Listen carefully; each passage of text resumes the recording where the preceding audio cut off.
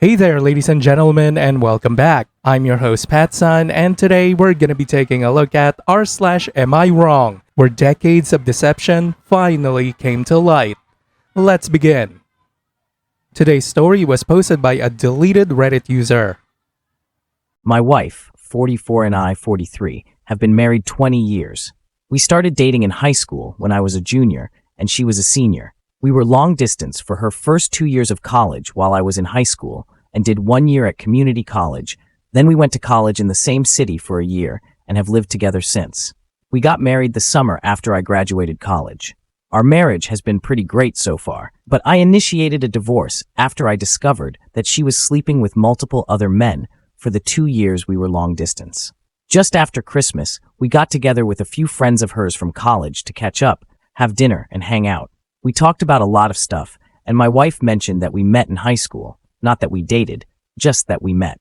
Her old college room commented that it was crazy that we met in high school, had a few wild years in college, then ended up together. I played along and commented that I didn't know if my wife was as crazy as I was.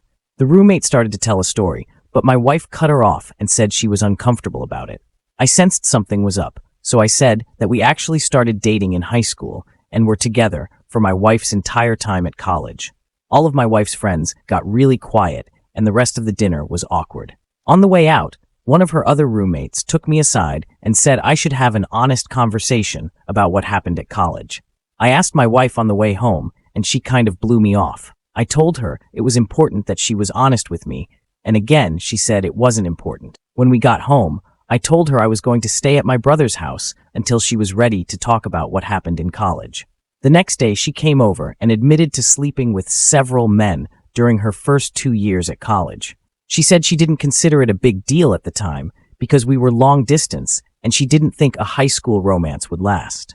I pressed for more details and she said it was at least 10 different men, including at least 3 guys she introduced to me as friends when I came to visit on weekends, and 1 guy she was still in contact with. I told her that I wanted a divorce and would be starting the paperwork as soon as I could, which I did on January 2nd. Her family, and most of my family, is telling me I shouldn't throw away my marriage over a few mistakes. I've stood by my belief that cheating on me with multiple men for years is unacceptable, no matter when it happened, and the fact that she continued to maintain relationships with these guys right in front of me was an unacceptable amount of disrespect. We have 2 children, but they are 17 and 19, and I believe they will understand why I need to end the marriage. Am I wrong for leaving? I feel like I'm going crazy with the amount of people telling me to overlook years of infidelity and decades of lies. Edit. Holy shit. I'm glad I did this with a throwaway because the response here is unexpected. I obviously can't answer every question or comment, but I wanted to provide some detail for common questions. The reason I posted this is that my wife and a few friends have been saying it's common to sleep with other folks when you're in a long-distance relationship, and that I'm kind of the odd one out for not sleeping around. I felt like I was being gaslit, but I wanted an outside perspective. We live in a state with a waiting period to finalize a divorce, so I felt it was a reasonable idea to get some insight before things are finalized. After these comments, I see a handful of folks saying it's normal to sleep around during a long-distance relationship. That's stupid! You're stupid! Stop being stupid! But it seems to be a significant minority. We saw each other a couple of weekends a month during the 2-year college period. I lived about 3 hours away from her college, so it was long distance, but not like cross-country. This was not a situation where we went months without seeing each other. The 3 guys I met while she was in college were meetups that happened during parties. The subject of me being a boyfriend didn't really come up, so I honestly don't know if these guys knew anything. The 1 guy we're still in contact with married a mutual friend from college. This is not some guy she secretly messages on the side. It's somebody we've talked to regularly for years. I've talked to him a few times since I've learned about my wife. He said he didn't know we were dating at the time and has since blocked my wife on social media. Some folks have asked how the roommates didn't realize at our wedding that the timelines didn't work out. The main reason is that my wife and I had a very small ceremony with just close family in Texas, then went back to the East Coast to have a big party with friends. The typical reception and sharing details about how we met stuff didn't really happen, so her roommates didn't realize we started dating before college. It sounds like they thought we only dated for the year we were both in the same city, then moved in together. I was open to therapy or some kind of attempt to save the marriage, but her insistence that this whole thing is common and I'm the one who's out of line is just too much for me. The only time she showed any remorse or even offered to reconcile is when I started filing paperwork. In the last week, she's gone back to saying she's right and I'm overreacting. This is also why I'm feeling like I'm being gaslit. It seems obvious that this is a major issue, but I've got my wife and others telling me it's normal and I'm overreacting. I'm not getting a paternity test unless my kids want to get one. I don't have any doubts that they are biologically mine, and no test will make them not my kids. I love them more than anything in the world, and my wife's infidelity won't change that, even if one or both of them is not biologically mine. They've been my kids for 19 years, and they will be my kids until I stop breathing. Final edit. Hey all, I've been reading a bunch of the responses, but things are getting crazy and increasingly unhinged, so I probably won't be checking in more. Here are a few more answers to common questions I've seen. We were definitely exclusively dating at the time. First, dating culture was a lot different 20-ish years ago, and exclusive was kind of the default for most people. Second, we had a long and difficult discussion before she left for college about continuing the relationship long distance. She specifically wanted to stay together, and even joked about her dad coming after me if I started sleeping around with girls at my school. Finally, at my senior prom, she was not able to attend and was very upset when I proposed going with a platonic female friend of mine. As a result, I ended up skipping my prom and hanging out with her instead. While we never said the word exclusive, I think the above reasons, combined with the general relationship before she left, are enough to assume exclusivity. Based on some comments here, I followed up with the friend that said I should have an honest conversation. She told me that 10 guys would be on the low end, and that her biggest concern was that there was apparently at least one pregnancy scare that I didn't know about. I honestly don't think that really changes much. It's less about the number for me and more about the fact that she seems incapable of recognizing why this was wrong or why I feel betrayed. Thank you all for the helpful responses, even those that disagree with me. I will still be open to therapy if she's willing, but I honestly feel like it would be more about us being successful co-parents and finding closure than saving our marriage. Now for OP's first update. I wanted to provide some updates here as my original post got a lot of traction. TLDR version. My wife and I are seeing a couples counselor and have been to 3 sessions now. Based on what my original post outlined and what we've talked about in counseling, I'm still moving forward with the divorce. I believe that counseling was the right move, and I appreciate folks for recommending it. I don't think it's going to save our marriage, but it has helped me communicate my feelings, helped my wife understand where I'm coming from, and most importantly, helped us be in a position to work together as co-parents. First, let's talk about the things I learned about the situation in college. After talking to my wife in sessions and texting with 2 of her roommates, it's clear that her roommates knew something was up in college. They said they thought the situation was weird and likely involved cheating. My wife had told them that we both had some wild times in college and worked it out before we got married, so they never really brought it up. The roommate who pulled me aside recently was uncomfortable with the fact that my wife clearly didn't talk it through with me and wanted me to know. As far as being introduced to guys she slept with, apparently that was not intended. For one of the guys, he ended up dating and then marrying one of our mutual friends from college. This is the guy she was in contact with. In the other situations, she initially blamed me in the counseling session, but has now agreed it was bad. When I went to visit her, she planned to hang out in the room or just hang out together alone. But I wanted to go to a few parties because in high school and community college, I didn't really have parties to go to. She didn't expect me to meet the guys, but they were at the parties and she felt she didn't really have a choice. I still think this is kind of shitty, but it's not as bad as her intentionally parading me in front of the guys. Most of our discussion in therapy has been talking about why I think it's a big deal, and she doesn't. She initially said that none of these guys were in relationships with her, and it was mostly one-night stands, or FWB.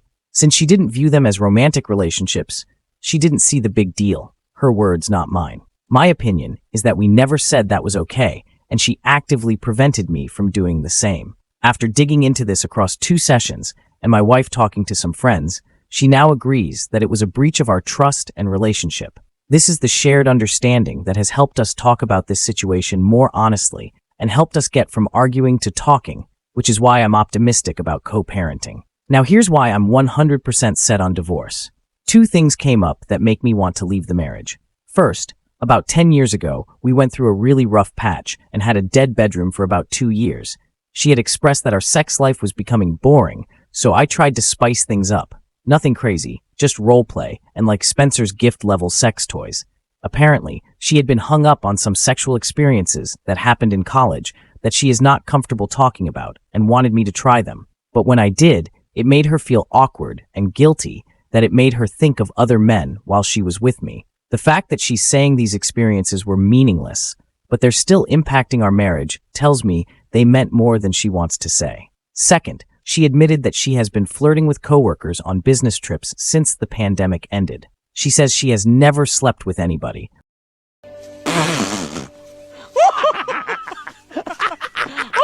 But it got as far as going on a date with one of her male coworkers. That was the absolute deal breaker for me. We have told our children that we're getting a divorce. We told them it was due to some bad decisions that we made in college that we're having trouble moving past. My 19-year-old, who is in college, asked me if I cheated on my wife while she was away at college. My wife got a little shaken up, but admitted to the kids that she's the one who cheated. We have agreed to not share any additional details with the kids. I reinforced that both us will be there for the kids and that we are in therapy to help make sure we handle this in the best way for the family. I also told the kids that if they wanted to talk to either of us or a therapist about it, that I would fully support it. We've started talking to a mediator about how to proceed with the divorce, and unless things change, we should be able to have an amicable divorce. We're both financially stable on our own, we have no major debts, and our kids are older, so custody isn't a major issue. This has been a shitty couple of months for me, but I'm doing okay now, and I honestly am grateful that my last post blew up, because it both validated some of my feelings, but also motivated me to go to counseling with my wife. Eat it. A couple of things to add in response to comments. I know she probably cheated more than she has admitted. Once our dead bedroom situation from years ago and a date with a coworker came up, I accepted that this has probably been going on at some level for our whole marriage. I'm not glossing over that because I'm an idiot who believes she's telling the whole truth. I have enough truth to know this is the right decision and that it was more than just college. Adding more detail won't change anything. In this post, the last post, and in a lot of messages, JFC, people keep asking if a hall pass would help fix things. It won't. I don't believe that more cheating will solve the trust issues. That may have worked for other people, but I really don't think that's going to help us. My soon-to-be ex and our counselor know about the Reddit posts. I was upfront with both of them about it. I've kept this anonymous enough that I doubt anybody would guess who I really am, and this has helped me process things. In all honesty, seeing both sides of the issue has helped me, and reading the comments on the last post helped my wife better understand some of the frustration and hurt I feel. I don't necessarily believe sharing all these details on Reddit is the healthiest way to handle a situation, but I don't have many close friends I can share with who aren't also mutual friends with my wife, so this is kind of a way to talk through it. And now for OP's final update. Hey all, this is likely the final update on this account as things have mostly resolved. My wife and I have completed our divorce and everything is official. We had an uncontested, amicable divorce with minimal disagreements. Our lawyers worked together to create the plan through mediation, and a judge signed off on it a few weeks ago. In the end, the actual divorce process was pretty straightforward. The only complication was that our 17-year-old was adamant about me having custody because their relationship with my ex-wife has really fallen apart as a result of this. Initially, my wife dug in her heels and was ready to give up on the uncontested marriage, but my son pretty much told her she could choose between letting him have a break for a few months to process and rebuild or force him to live with her until he turns 18 and never seeing him ever again. I felt this was a bit harsh, but my wife backed down and we moved forward with me having primary physical custody until my son's birthday later this year. For my part, I have encouraged my son to be open to fixing things as the actions my ex took before he was born didn't change the 17 years she cared for and loved him. Fortunately, as the divorce moved forward, he has been spending more time with my ex, and I'm optimistic they will work through this. In the end, we pretty much split our retirement and investments 50-50. For our house, my wife really liked the house, and I didn't, so she kept the house and most of the furnishings and took out a mortgage to pay me back half of the equity and half of the estimated replacement value of the furniture. Pretty much all of our other stuff was either easy to split, my car and her car, my music gear and her hobbies, clothing, personal effects, etc., or we just agreed to sell it and split the resulting profit. Things were a bit easier for us because we had already documented most of our valuable items and electronics for an insurance rider we added to our home insurance a few years ago. Things have been going well for me personally. Both of the kids spend most of their time at my place, and we are still very close, which was my biggest fear in the divorce. I have a new house that I really love, and I gave in to the midlife crisis urge and traded in my outdated minivan for a Lexus LC550. I even had a woman at work, not a close coworker, invite me out to a coffee date. While I was upfront with her that I'm not ready to date just yet, she said she would be happy to take a rain check and would be happy to go out with me when I'm ready. I'm honestly thrilled because she's really smart, has a great sense of humor, and our positions at work are far enough apart that we don't really work directly with each other at all. My ex and I are continuing to go through couples counseling together. We have transitioned into having closure on our marriage and making sure we maintain our relationship enough to be effective co-parents. While these sessions have been great to help me process things and keep things as healthy and positive as possible, given the circumstances, it has also reinforced that divorce was the right option. It's clear from some answers in the sessions that my wife immediately started dating once the divorce process started. So whatever love was there was clearly on the way out already. I'm pretty sure the coworker she was just friends with dropped her off at our recent session. The fact that it doesn't even really make me mad is a good sign that I was also probably done with the marriage. In the end, it will take a long time for me to heal from the betrayal, but I feel like I'm making good progress, and I can honestly say that the divorce was unquestionably the right decision. I've probably cried more in the last 4 months than I have in the last 20 years, but for the last month or so, I feel genuinely good about myself for the first time in a long time. I'm enjoying having my own life, been busy getting my 17-year-old ready for college in the fall, and looking forward to a coffee date with a smart, funny woman in a month or two.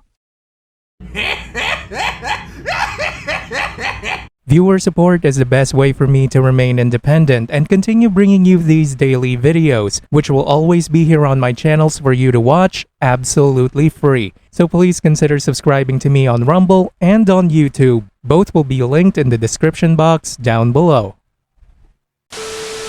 Thanks for listening, everyone. If you even somewhat enjoyed today's story, make sure to give this video a thumbs up, and if you really like it, consider subscribing to PattSun to never miss a future upload. Stay strong.